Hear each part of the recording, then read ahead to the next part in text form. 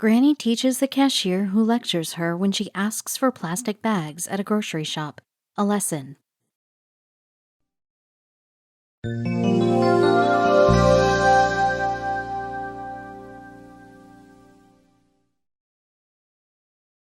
With the advent of new technology, the gap between the generations has widened infinitely. This has created a difference in the thoughts of the younger generation. The values that were taught to them are fading out day by day, and due to this, they have started to think that they are better than others. A young cashier had the same illusion, but her bubble burst when she met this old lady. What the lady did was something less imaginable, and everyone present there was stunned. Dorothy is an aged woman with a simple mindset, having a sense of least dependence on others and getting the things done on her own. Her expectations from life are simplicity and ease of work. But does it always happen as we think it would? Her day started like the others. She used to shop in bulk so that she could save time and money. The idea was the more she bought per shopping session, the less she would have to shop in total. According to her, this was meant to be another usual day at the store, but one person changed everything. She never prioritized riding around on one of those motorized shopping carts or have groceries delivered to her door. She handled it all by herself. As she went from shelf to shelf around the store with her cart, she filled it up with a variety of products from cosmetics and packaged food to fruits and vegetables. Dorothy's shopping was going pretty well. She had visited the supermarket a number of times and had no trouble finding all the things she required and wanted, keeping the confusion aside what's needed and what wasn't. Her trip to the market was a success, although after having so much confusion and walking, she completed her shopping and proceeded to the cash counter to get the groceries billed and end her session there. Even the queue at the billing counter seemed to be moving quickly. As she slowly pulled up to the front of the billing counter, she started unloading her stuff, and the cashier didn't look pleased and looked at her with a sigh, as it's probably the biggest load she had ever dealt with that day. After scanning all the stuff with a laid-down expression, the cashier asked Dorothy how many carry bags she required for the stuff she purchased. Deep down, she didn't know how many plastic bags she'd be requiring. With that dilemma in mind, she started packing the stuff on her own. Dorothy started to load her stuff. The cashier started helping the confused Dorothy, and while doing so irritably said, "You should bring your own bags as plastic is not safe for the environment." The old woman was startled by this comment. She had been going there for years but never got commented on this thing. She never expected any of their staff to treat her in such a way, so for her, it was a bit of a surprise. So she looked in the eyes of the cashier, who was aware of the fact that she has turned her focus towards her, and with a very polite tone, Dorothy apologized and said, "We didn't have these green things in my earlier days." Instead of accepting the apology, the cashier replied in a very rude way, "This is the problem for our generation now, as your generation didn't care to save the environment for the future generation." The lady was surprised by this, and surely she had enough. With this rudeness of the cashier, Dorothy thought of teaching her a lesson and said, "Back in our days, we used to return the milk bottles, the soda bottles to the shop and the store, send them back to the plant where they get cleaned and sterilized and then get refilled. So we did recycling back then, but we didn't have this green thing." She told the cashier the grocery stores used to bag our groceries in the paper bags that we used for various things, but too bad that we didn't have this green thing back then.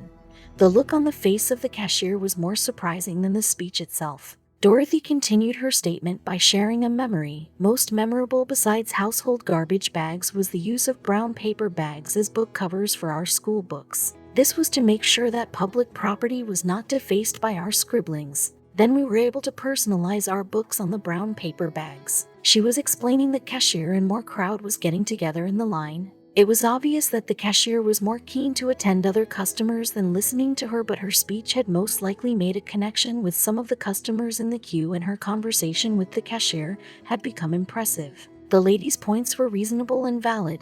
The woman continued to tell her more about the way of life back in her days, expressing how simple but effective it was in reusing and recycling of materials were practiced even way back then. So everyone standing there was listening to her, as they found it interesting. It looks like they were not in a hurry to leave. She kept explaining the girl about how good were the old days and how they lived a healthy life than today in certain terms. She said, "We walked upstairs because we didn't have an escalator in every store and office building. We walked to the grocery store and didn't climb into a 300 horsepower machine every time.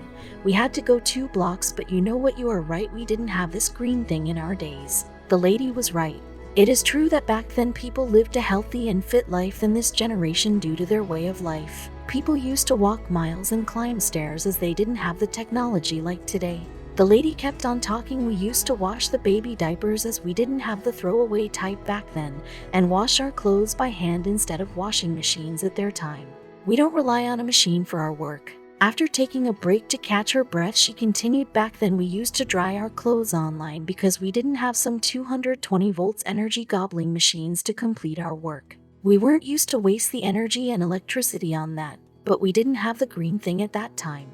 Dorothy was making some legitimate and logical points which attracted more crowd than before, and in no time there were a lot of people standing. What seemed like regular rhetoric at the market became an interesting discussion. The television has become a part of the nuclear family over the years, since after coming in the market in the 50s we had one TV or radio in the entire house, not in every room like today, and with a screen of size of handkerchief, not the size of the state of Montana. At one moment she realized that she was keeping the crowd too long, but once she saw the smile on their faces she got aware of the fact that they are also interested in this. She had managed to charm her audience and was ready to make her speech more interesting for them. With that, Dorothy decided to continue talking. Every time there were new points and topic to start on. She started with the kitchen this time, saying that in their time they used to stir and blend things by hand instead of electrical appliances, and to make her point she showed her flexible hand, and some of the customers laughed at this. The lady made herself clear that today there are various electrical appliances to do the work which they have done with their hands, and technology today is making the younger generation weak and lazy. Back then we don't fire the engine and burn gasoline to cut the lawns, we use push mowers that run on human power, she said. It is true today even our lawn is cleaned by the power tools which are only making us less active. The lady commented that we exercised by working, so we didn't need to go to a health club to run on treadmills that run on electricity. But you're right, we didn't have the green thing back then.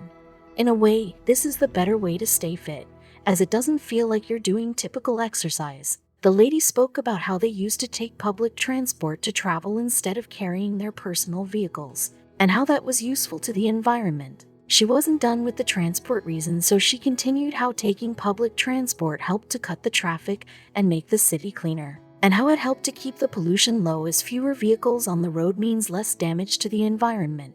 Back then, people took the streetcar or a bus, and kids rode their bikes to school or walked instead of turning their moms into a 24-hour taxi service in the family's $45 Zero SUV or van, which cost what a whole house did before the green thing.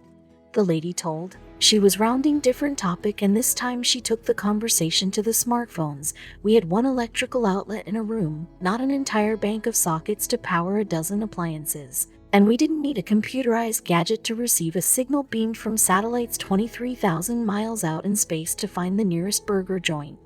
This made a few of the customers laugh again. The lady spoke about how they used to spend time with their family and talk to each other about their day, but now everybody is interested in the phone.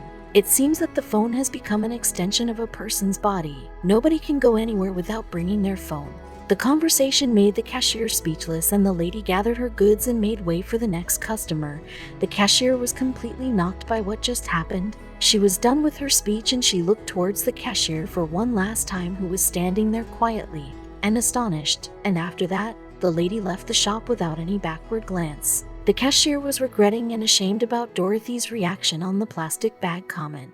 Usually, she was used to getting the last word and telling other people how they should live, and now she was thinking about how could lecture her so much. Dorothy left the store and made her way to the car. She was quite relieved and at the same time anguished towards the thought of the younger generation. She was feeling a little tired after her big performance and wanted to rest. However, the lady was unaware of the fact that someone has made the clip of her speech, as it was quite a remarkable speech, and as she drove home she was unaware of what surprises are about to come next. 2 days later, Dorothy made her internet debut. The video of Lady's speech went on the internet as someone had recorded the scenario, and it seemed it made more sense than the incident itself. The video went viral and within no time crossed 2 million shares, showing that the customers weren't the only one to enjoy the incident, showing that there are some people who aren't just interested in gossips. The speech has reached the hearts and showed that some people are concerned about the environment, and they remember how things used to be and how simple life was and how it used to cause less damage.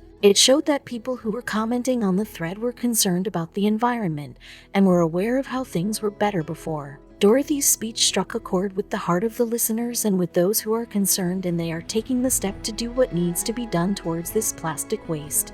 That one single speech made a wider effect in no time, and more people came up with a suggestion and steps were taken to create a better future. The global community didn't just smile and nod at her message, they actually stood up and decided to make a difference for the better of our planet. Her speech was humble but holds great meaning. It made a huge difference in the perception of the people and was changing their views towards the environment. Along with changing the perception about nature, it also falsified the myth that the old generation is responsible for today and did nothing to save the world. She proved they were also concerned about the environment, and her generation did their best to save it.